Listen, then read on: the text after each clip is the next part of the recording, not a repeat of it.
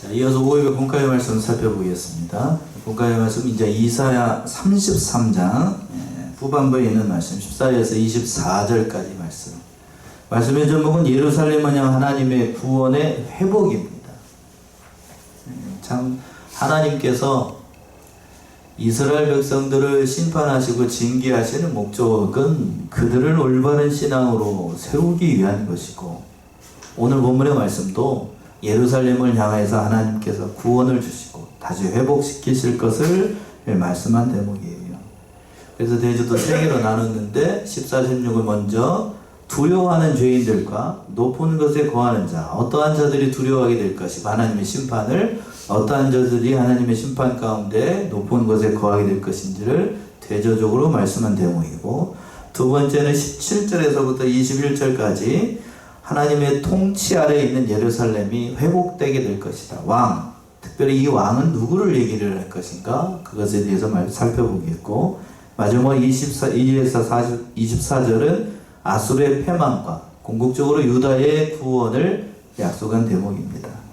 첫 번째 대주로 와가지고 두려워하는 자들과 높인 데에 거하는 자들, 첫 번째 두려워하는 자들을 얘기하였어요. 14절 보시면 시온의 죄인들이 두려워하며 경건치 아니한 자들이 떨며 이르기를 우리 중에 누가 삼키는 불과 함께 거하겠으며 우리 중에 누가 영영이 타는 것과 함께 거하리요 하도다.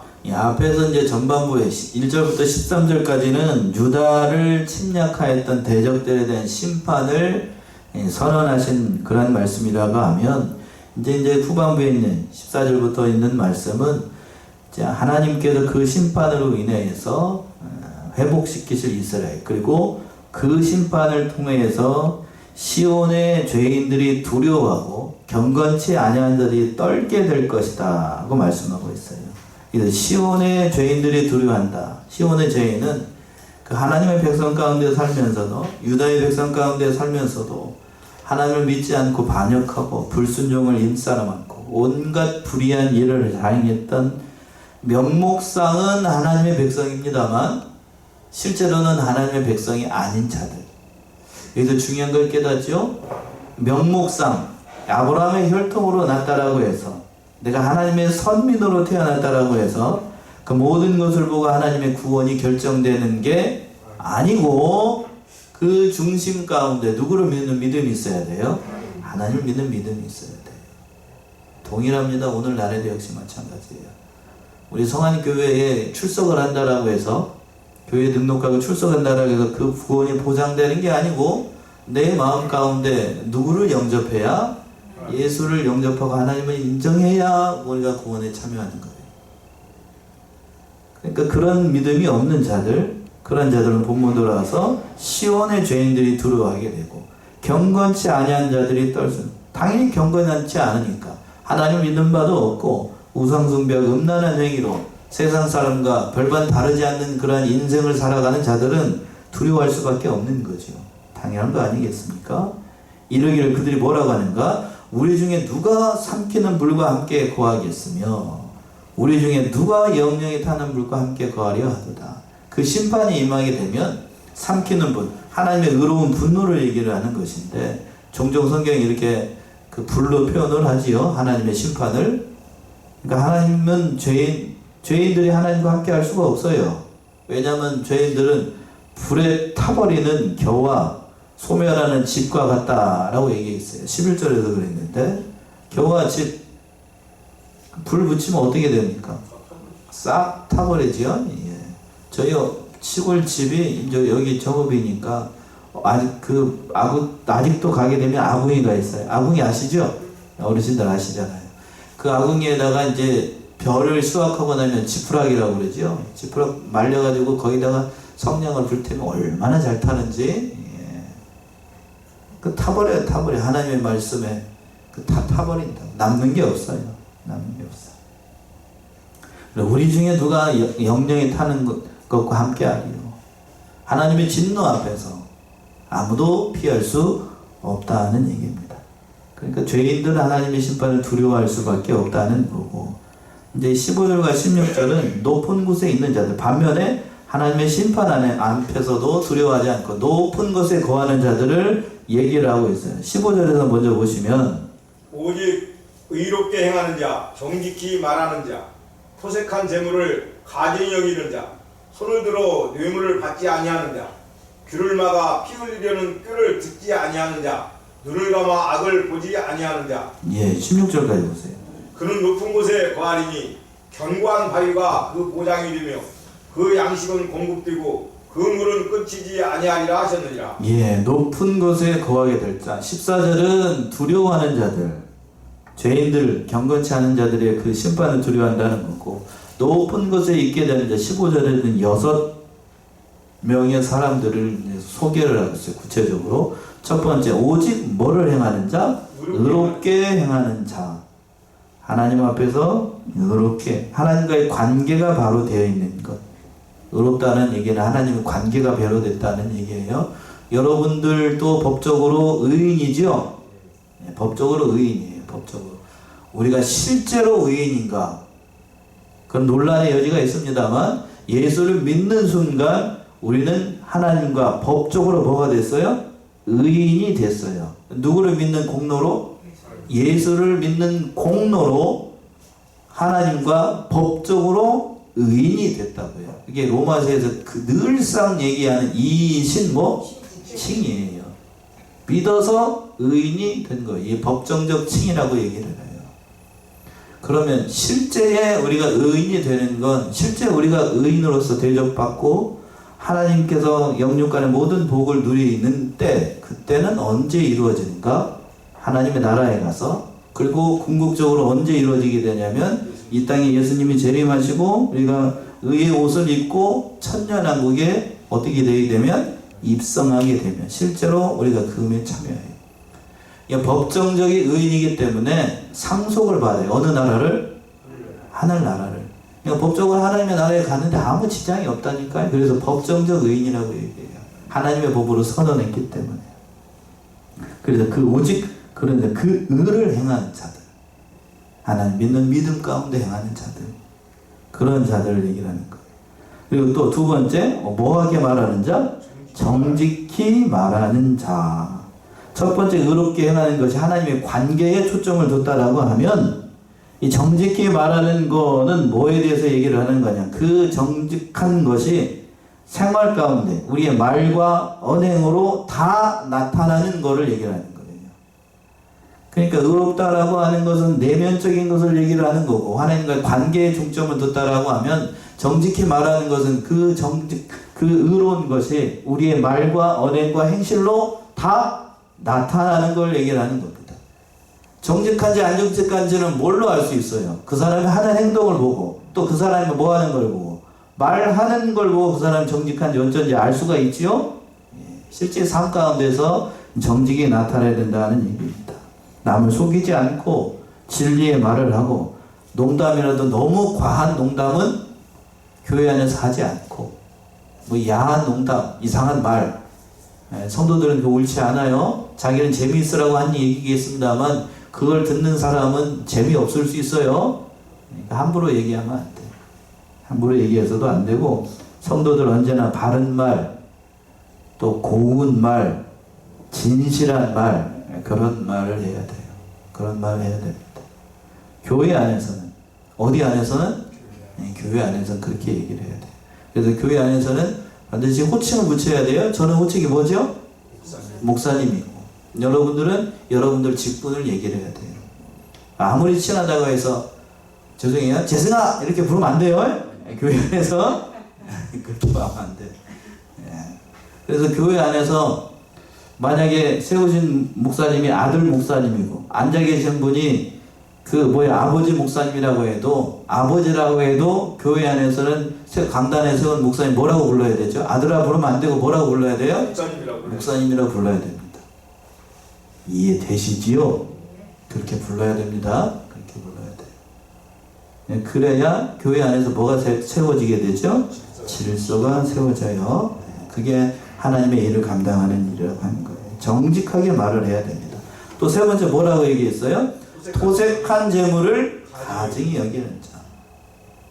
인간의 그 마음 가운데 가장 제어하기 어려운 것이 재물에 대한 욕심입니다. 물질을 초월해야 된다. 우리 교단에서 그런 얘기를 가끔 하는데 저는 감히 말씀드리지만 인간은 물질을 초월할 수 없습니다. 물질을 초월했다. 저는 그 사람 이상하게 봅니다. 여러분 물질 초월할 수 있어요? 아무런 욕심 없이 11조를 딱 떼고 저 헌금함에 넣을 때 아무런 욕심이 없는 사람 있습니까? 솔직히 얘기해 보죠. 없어. 이걸 만약에 115만 원을 받았으면 11조를 얼마를 해야 될 것인가? 112만 원을 해야 되니까 11만 5천 원만 해야 될 것인가? 이것도 갈등하는 게 뭐예요? 인간이라고. 그게 인간. 재물에 대한 욕심 버릴 수가 없다고. 쉽지 않아요. 뭐를 쓰고 있기 때문에 우리가 육신을 입고 있기 때문에 이거 쉽지 않은 거라고. 쉽지 않아요. 그래서 저는 그렇게 얘기를 해요. 믿는 사람이라고 하면 앞에서 어떻게 해야 된다고 그랬죠? 두 번째 어떻게 해야 된다고 그랬어? 정직히 해야 된다고 그랬죠? 믿는 사람으로서 그러니까 어떻게 해야 되는 거예요? 그럼 답이 나와 있어요. 재물에 대한 욕심 두지 말고 범위 안에서 내가 할 수 있는 만큼 어떻게 정직하게 하는 게 하나님의 일을 하는 거예요. 토색하는 재물을 가증히 여긴다는 것은 그런 의미예요. 미치지 못할 것, 재물이 갖고 있는 게 그 묘한 매력이 있기 때문에 아주 묘한 매력이 있어가지고 인간이 그 재물을 감히 이렇게 한다라고 하는 건 쉬운 일이 아니라고. 아주 묘한 매력이 있습니다. 그러니까 올바른 방법으로 재물을 얻어야 될 것이고 불로소득 별로 좋지 않아요. 불로소득 별로 좋지 않다는 거 여러분 잘 아시지요? 불로축복 좋을까요? 일하지 않았는데 복 받았어. 불로축복. 어느 목사님 그렇게 얘기하더만. 불로축복. 하나님이 주신 것들 중에 대부분은 불로축복이지 뭐. 우리가 불로축복 받고 있는데 인간의 연약함을 알기 때문에 그렇게 목사님이 표현한 줄로 알고 부당히 얻는 재물 부동산 정당하게 투자를 해서 얻은 거 말고 투기를 해가지고 얻은 건 그건 하나님 기뻐하시지 않아요. 그러한 재물을 어떻게 여겨야 된다고? 가증히 여겨야 돼. 자, 거기까지만 얘기합시다. 요즘 하도 부동산 얘기를 많이 해가지고 할 얘기가 많습니다만 이미 물어보는 그 순간 이미 여러분 안에서 답이 있어. 제가 이제 상담을 하게 되면 이미 물어보는 그 순간 답이 다 있다고요? 물어보는 그 순간 이미 답을 알고 있다니까. 예를 들까 11조 해야 돼 안 해야 돼? 답이 정해져 있죠. 어떻게 해야 돼요? 부동산 투자해야 돼 안 해야 돼? 이미 답이 정해져 있어. 어떻게 해야 돼? 정당한 게 아니면 뭐 해야 돼? 하지 말아야지. 주식 투자해야 돼요 안 해야 돼요? 그 돈 잊어버려도 속이 안 아플 마음이 있으면 뭐라고? 해도 됩니다. 돈을 꿔줘야 돼요 안 꿔줘야 돼요? 돈을 단 친구가 나를 빚 보증을 사달라고 하는데 해야 돼 말해야 돼? 답이 정해져 있어. 그 돈 주고 네가 속이 안 아플 자신 있으면 뭐 해도 되고 줘도 되고 안 받을 자신 있으면 안 받을 자신 있으면 당연한 거 아니겠어요? 이미 답이 정해져 있다니까. 답이 거기까지만 합시다. 그런 것들 세상적인 거 너무 연연하지 말라고.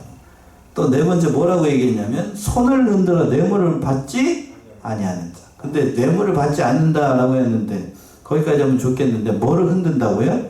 손을 흔들어. 제가 이렇게 얘기해서 이렇게 하는 거 뭔지 아시겠죠? 근데 왜 이렇게 달라고 이렇게 손을 흔든다. 참 기가 막히게 표현을 했죠. 뇌물 달라고 손을 흔든다는 얘기니까. 그런 권력에 있는 사람들 우리나라도 그렇죠. 뇌물의 유혹에 빠지기가 참 쉽다고. 특히 정치인들. 우리나라 정치인들 가운데 뇌물 안 받고 정치하는 사람들이 과연 몇이나 될까? 몇 명이나 있을까요? 몇 명이나 있을까? 300명이나 그러면 몇 명이나 뇌물 안 받고 정치를 할까? 제가 봤을 때는 한 명도 없습니다. 한 명도 없어. 한 명도 없어. 한 명도 없다. 한 명은 있겠지. 설마 한 명은 있겠지. 성경의 답은 그런데 이미 정해져 있어. 예루살렘 거리를 해봐라. 의인 몇 사람을 찾으면? 한 사람을 찾으면 이 성을 어떻게 할 것이다? 멸하지 않을 것이다. 근데 그 중에 몇 명이 없었다고? 오메, 성경에 이미 답이 있어. 답이 있다. 너무 바라보지 마세요. 너무 바라보지 마세요. 소망 없습니다. 그들 바라보면 저기 여의도에 있는 그 사람들 바라보게 되면 여러분들 마음 상해. 마음 상해. 거기까지 합시다. 또 5번째, 귀를 막아 피 흘리는 꾀를 듣지 아니하는 자. 이게 무슨 말인가 하면 그 악한 꾀에 악한 피를 흘리는 것에 연루되지 않는 자들을 얘기하는 거예요. 악한 말을 하는 사람들 귀를 막아버려요. 들을 필요가 없다는 거예요. 거기에 연루되지 않고 그러한 일에 가담하지 않는 자들 아예 귀를 기울이지 않는다고요. 마지막으로 6번째, 눈을 감아 뭐를 보지 않나요? 악한 것에 그 악한 행위를 보지 않고 그 악한 말도 하지 않고 그러니까 그 모든 것을 행하는 자, 이런 사람들이 높은 곳에 있게 돼요. 16절이죠. 그는 높은 곳에 거하리니.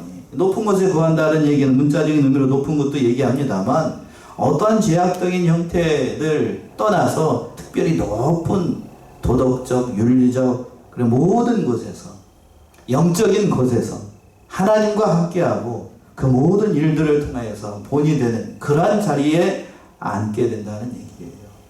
돋보이겠죠, 그런 사람들. 이때에 그런 사람이 있을 줄로 알아요.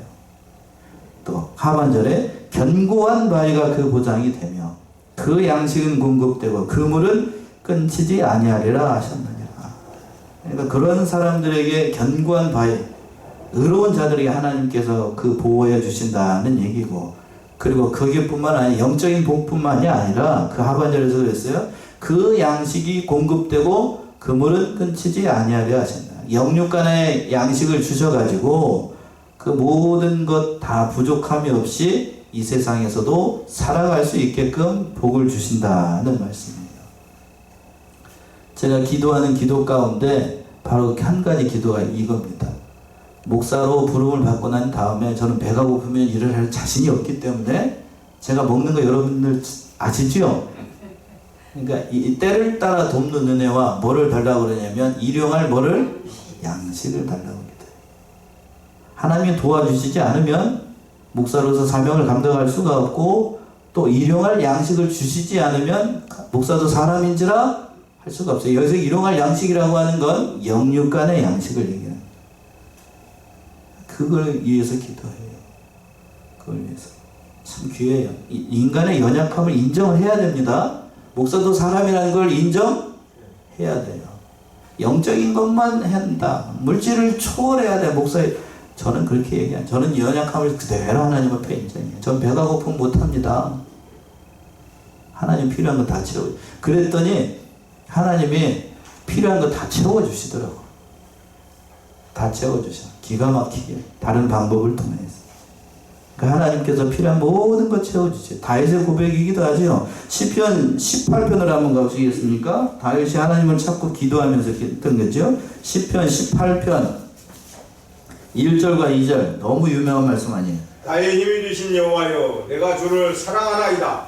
여호와는 나의 반석이시요 나의 요새시요 나를 건지시는 자시요 나의 하나님이시요 나의 피할 바위시요 나의 방패시요 나의 구원의 뿌리시오 나의 산성이시로다. 예. 다윗의 고백 아닙니까? 여호와여, 나의 힘이 되신 여호와여, 내가 주를 어떻게 합니다? 사랑합니다. 그러면서 그 하나님에 대해서 얘기해요. 여호와는 나의 반석, 나의 요새, 나를 건지시는 자, 나의 하나님, 나의 피할 바위, 나의 방패, 나의 구원의 뿔, 나의 산성. 하나님께서 그 모든 것을 공급해 주시기 때문에 다윗이 이렇게 고백한 거고, 우리에게 영육간에 필요한 것들도 다 공급해 주십니다.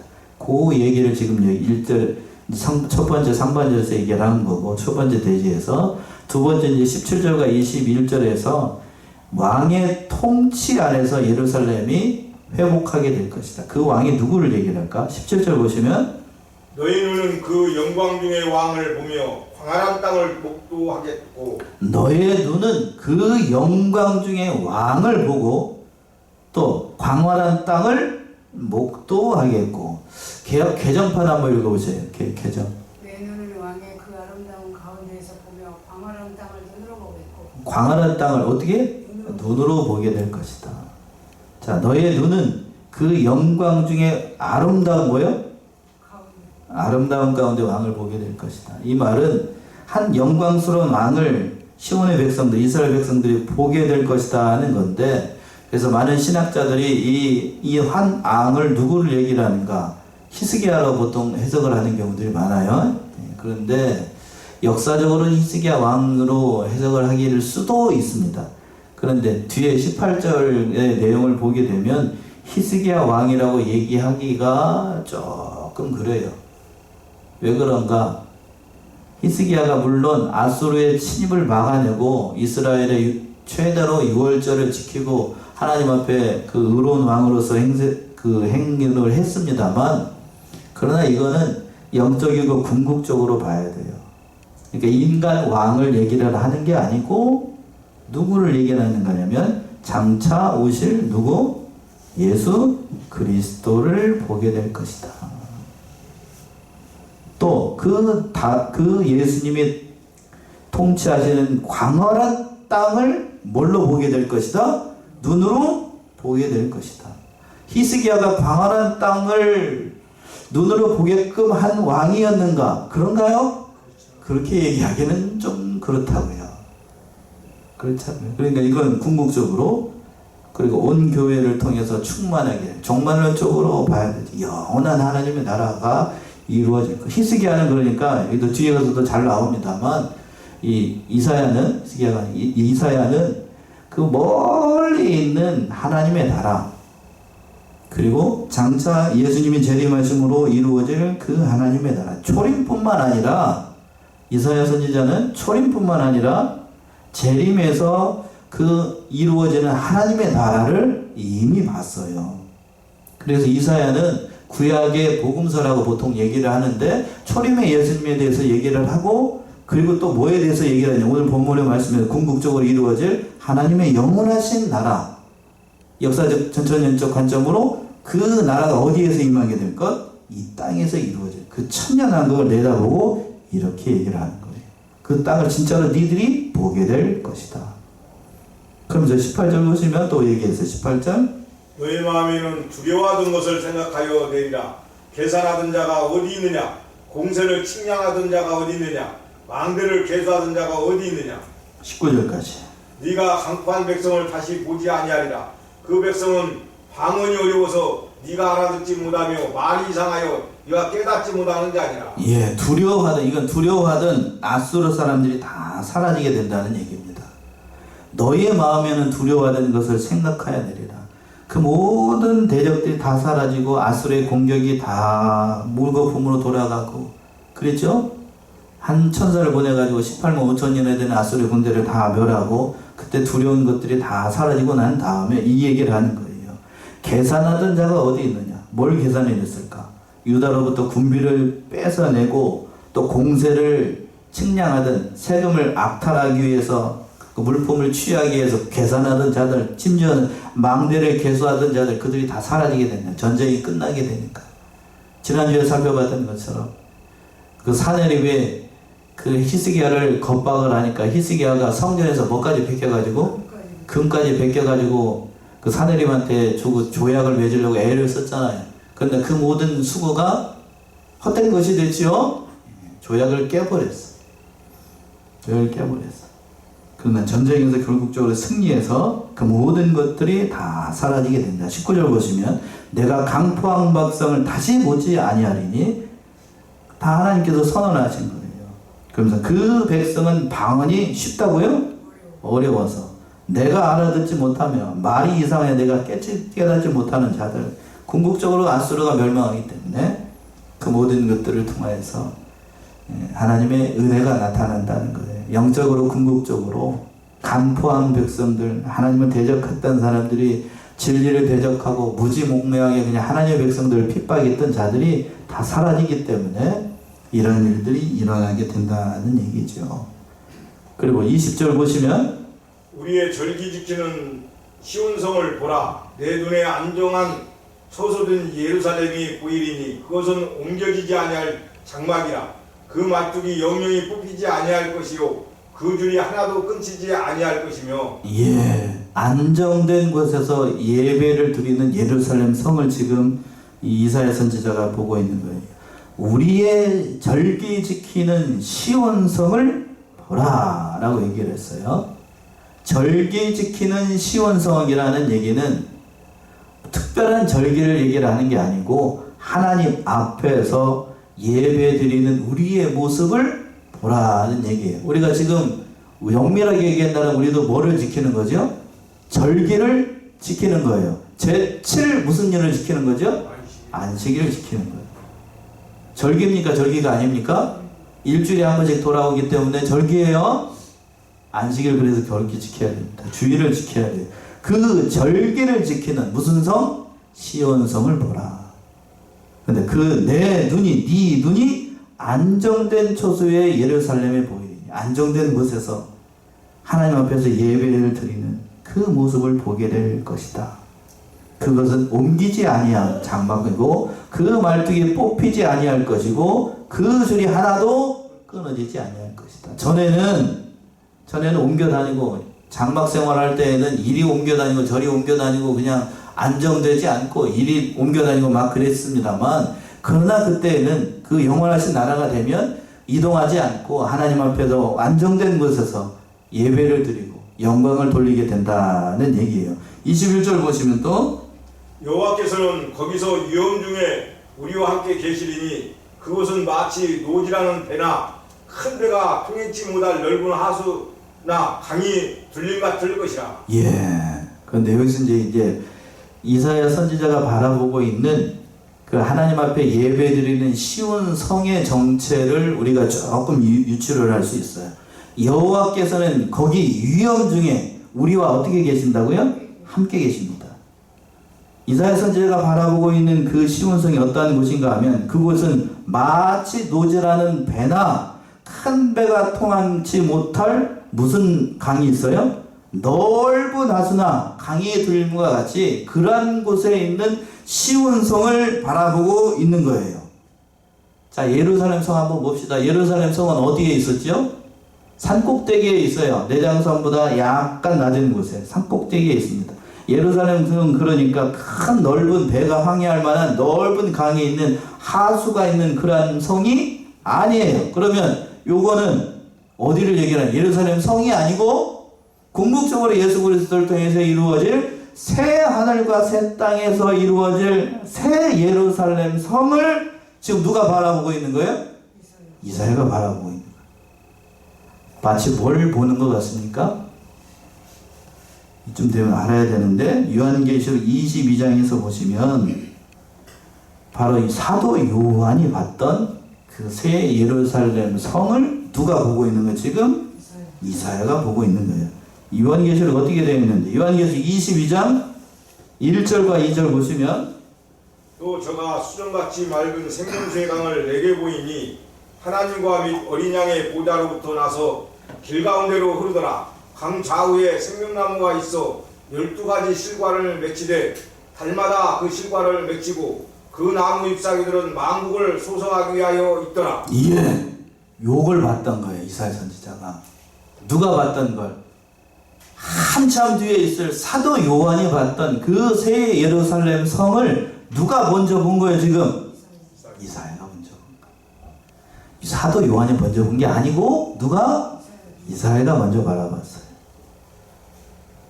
큰 배들이 통행하지 않고 큰 배들이 통해 큰 넓은 강가에 있는 그 새 예루살렘 성, 거기서 하나님이 함께 계시고 그 모습을 바라본 거예요. 그러니까 이사야 선지자는 제가 이제 전에도 말씀드렸습니다만 그 인생 자체는 인생의 말년은 고달프게 끝났어요. 자기가 사랑하는 그 아들과 같은 문하세에 의해서 자기 몸이 어떻게 돼가지고 두 토막이 나가지고 톱으로 켜서 죽임을 당하게 됩니다만, 그러나 그가 깨달은 이사야 이 말씀들을 보게 되면 결코 불행한 인생을 살았다라고 결론 지을 수 없어요. 4대를 선지자로 충성을 했고, 그리고 누구도 깨닫지 못하는 예수 그리스도를 바라보고 그 하나님의 나라를 받고, 물론 나라가 이스라엘 나라가 이렇게 멸망하는 모습도 이사야 선지자가 바라봤어요. 그러나 이사야 선지자는 거기서 끝나지 않고 하나님께서 계시를 주셔가지고 뭐 어디까지 바라본 거예요? 지금 사도 요한이 바라봤던 그 새 예루살렘 성과 그 하나님의 나라가 이루어지는 그 모습까지 다 바라보면서 그 영광 가운데 장차 있을 천년왕국을 바라보면서 얼마나 기쁘고 감사했겠냐고요.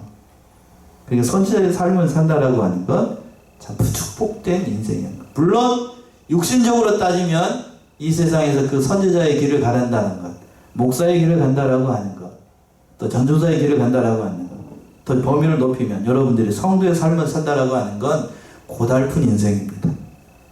그렇습니까? 고달픈 인생이라고, 정말 고달픈 인생이 좁은 길이고 사람들이 잘 찾지 않는 길이라고요. 그러나 이사야는 이 모든 것을 봤어요. 참 기쁘고 감사했겠지요. 얼마나 기쁘고 감사했겠어요. 자, 그리고 하나님께서 이렇게 얘기를 해요. 하나님에 대해서 이사야 선지자가 22절이죠. 대저 여호와는 우리 재판장이시오. 여호와는 우리에게 율법을 세우신 자시오. 여호와는 우리의 왕이시니 우리를 구원하실 것입니다. 이게 대저라는 말로 시작을 하고 있는데 22절 오늘 결론의 말씀이라고 할 수 있어요. 22절 우리 같이 합독합시다. 22절 정성을 들여서 또박또박 시작. 대저 여호와는 우리 재판장이시오. 여호와는 우리에게 율법을 세우신 자시오. 여호와는 우리 왕이시니 우리를 구원하실 것입니다. 앞에서 했던 그 천년왕국의 모습들을 다 보여주고 난 다음에 그 모든 일을 이루실 하나님에 대해서 이사야전자 이렇게 얘기하는 겁니다. 대저! 왜냐하면 그런 의미죠. 여호와는 우리의 뭐가 되고 재판장이 되어주시고, 또 두 번째 뭐라고 그랬어요? 여호와는 우리에게 뭐를 주시고 율법을 세워주시고, 여호와는 또 우리의 뭐가 되시고 왕이시고, 그리고 우리를 뭐 하실 분이시다? 구원하실 분이시다. 이걸 바라봤던 거예요, 이사야는. 이걸 바라보니까 나라가 기울어지고 어려움 가운데 있지만 결코 좌절하지 않았다는 거예요. 또 23절 보시면 너희의 돛대줄이 풀렸었고 돛대 밑을 튼튼히 하지 못하였었고 돛을 달지 못하였었느니라. 때가 되면 많은 재물을 탈취하여 나누리니 저는 자도 그 재물을 취할 것이며. 요 말씀은 이런 구원을 주신 하나님에 대해서 얘기를 하면서 아수르가 망하게 될 것을 얘기를 하는 거예요. 너의 돛대줄이 풀렸었고, 여기서 너라는 것은 아수르를 얘기를 하는 거예요. 아수르가 배가 유명했던 것 같아요. 그러니까 예를 들어서 설명하는, 돛대줄이 풀러지고 돛대 밑은 튼튼하지 못할 것이고 돛을 달지 못하게 될 것이다. 그러니까 전쟁을 준비했던 모든 것들이 물거품처럼 다 끝나서 하나님을 대적했던 모든 것들이 다 헛수고가 될 거라는 거예요. 아수르가 패망하게 될 거라는 얘기를 해요. 그러면서 패망하게 될 때, 때가 되면 많은 재물을 탈취하여 나누게 될 것이고, 그 전쟁에서 아수르가 패하고 도망가게 될 때에 어떤 자도 나오게 되냐면 저는 자, 다리가 저는 자도 그 전리품을 취하게 해서 들판에 가가지고 그 전리품을 취하게 될 것이다. 말 그대로 됐죠? 한 천사에 의해서 18만 5천 명이나 된 대군이 죽고 다 도망가니까 거기에 있는 18만 5천 명이 죽었으니까 거기에 있었던 전장 병기들, 그 의복들, 그리고 그들이 가지고 있었던 군량들, 전쟁은 그러니까 그 도박인데, 전쟁에서 승리하게 되면, 옛날 고대 전쟁은 그래요. 전쟁에서 승리하면 그 전리품들을 다 전쟁에 승리하는 사람이 다 가지고 가니까 남아도 이런 남는 장사가 없는 거예요. 근데 도박이죠. 지면 어떻게 되죠? 반대로 쫄딱 망합니다. 그 얘기를 하나님께서 이렇게 얘기를 하셨어요. 마지막 24절 보시면 24절. 그 거민은 내가 병들었노라 하지 아니할 것이라. 거기 거하는 백성이 사비함을 받으리라. 예. 자, 이 말씀도 궁극적으로 이루어질 그 나라를 얘기하는 거예요. 그 거민은 내가 뭐하지 않았다 하지 않고 병들었노라 하지 않을 것이다. 앞에서 요한계시록에서 그랬어요. 생명수의 강에서 12개의 실과들이 주렁주렁 열려가지고 만국을 소성하기 위해서 준비됐다고 그랬죠. 그러니까 그 천년왕국에서는, 그 하나님의 나라에서는 병이 있을 수가 없어요. 혹시라도 병이 들었으면 뭘 따먹으면 되니까, 그 열매를 따먹으면 병이 낫게 되니까 다 취함을 얻게 될 것이고, 마지막으로 그 하반절에 거기 거하는 백성이 뭐를 받으리라? 사죄함을 받으리라. 죄사함의 은혜를 얻을 것이다. 궁극적으로 그 얘기를 하고 있어요. 그러니까 죄가 사해진다라고 하는 것, 얼마나 기쁘고 감사하고 은혜인지 사도 이사야 선지자가 이 말씀을 하면서 그 나라를 소개하고 있는 대목입니다.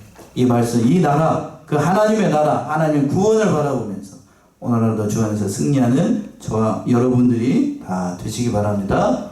기도하겠습니다.